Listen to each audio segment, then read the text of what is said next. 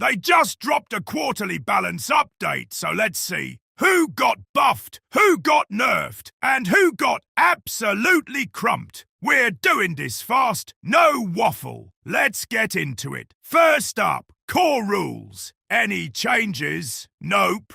Which honestly makes sense. We're late in the edition now. Nobody's expecting big rule rewrites at this stage. So, straight to the factions.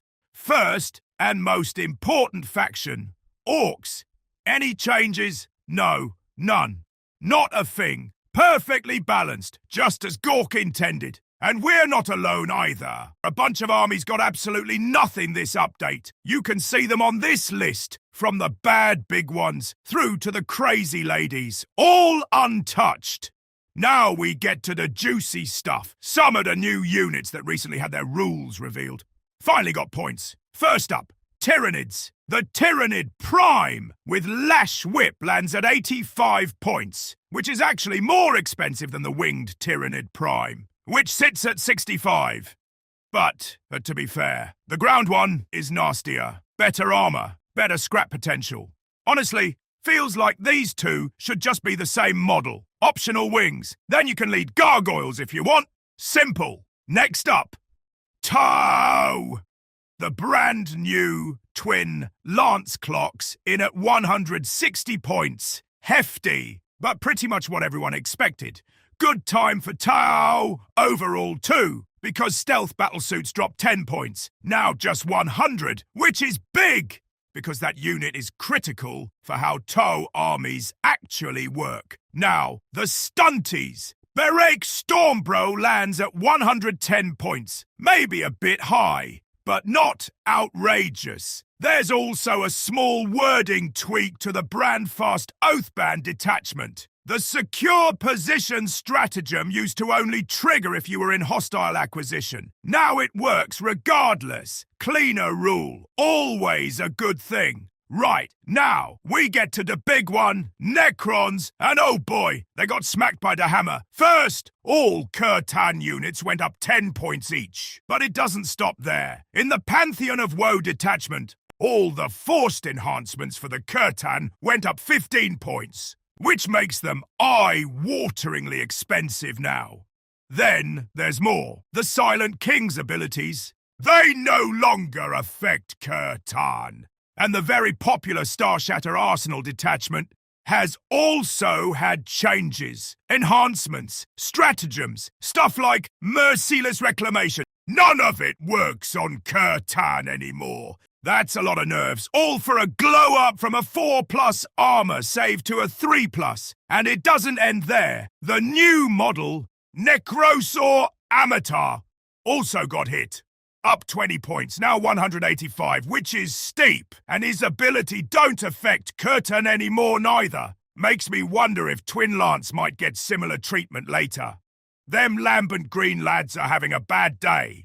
Couple more quick small nerfs while we're here. Custodes Custodian Guard up 10 points. Astra Militarum, both Rogel Dawn tanks up 10 and 15. Chaos Demons, the Lord of Change went up, which also bumps the named version, apparently reflecting recent rule changes. Which also applies to the Thousand Sons. The Infernal Puppeteer enhancement jumped from 10 to 25 points as well.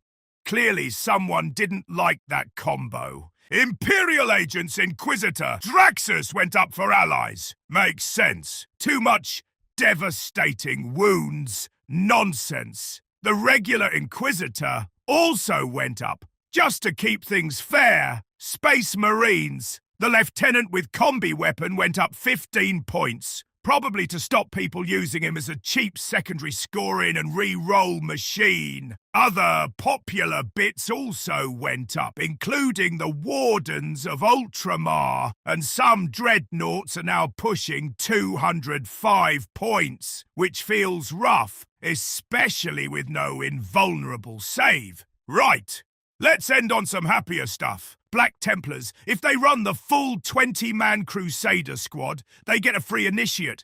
Blood Angels Astarath is 10 points cheaper, and the Sanguinary Priest can now lead Blade Guard veterans. About time. Death Guard, the Demon Prince with wings, dropped 15 points. Much more interesting now. Drukari, small, drops for Homunculus, Racks, and Scourges with Shard Carbines, helping the less used stuff. The Emperor's Children, nice tidy tweaks. Cheaper Terminators, Flawless Blades, and Big Tormentor squads. Good changes. Grey Knights, Terminator squads got cheaper too, which finally makes them feel different from Paladins. Imperial Knights. The Errant and Gallant both dropped 10 points, not game-changing. You either take big knights, or you don't. Helverins also got cheaper, which honestly feels pointless, as it's just 5 points. The Beloved Forge Fiend dropped 5 points, which is basically a nothing burger. Eldari had a bit of a mixed bag. Assermen got nerfed again. More points. They really don't want that guy being good. But on the plus side, regular Wraith units dropped 10 points per unit, which is fun, because Wraithguard Overwatch is still absolutely brutal when Hughes is trying to get in close and give him a proper whack on the noggin. Finally, Chaos Space Marines, no points changes, but there is an FAQ clarifying Soul Link from the Deceptor's detachment, because apparently there were still more questions about it. So, go read it yourself if you don't understand it. And we also see the new Renegade Warband detachment, which is basically an expanded version of Renegade Raiders. Very fun stuff. And that's the update. Everyone knew Necrons were going to get hit, and get hit they did. The Wraith buffs are nice, some minor tweaks and nice bits in there. But beyond the Tin Man situation, there ain't anything crazy to talk about. Maybe that's a good thing. What do you reckon then? Did your army get better, or did it get crumped? Let me know below. Until next time, keep on crumping.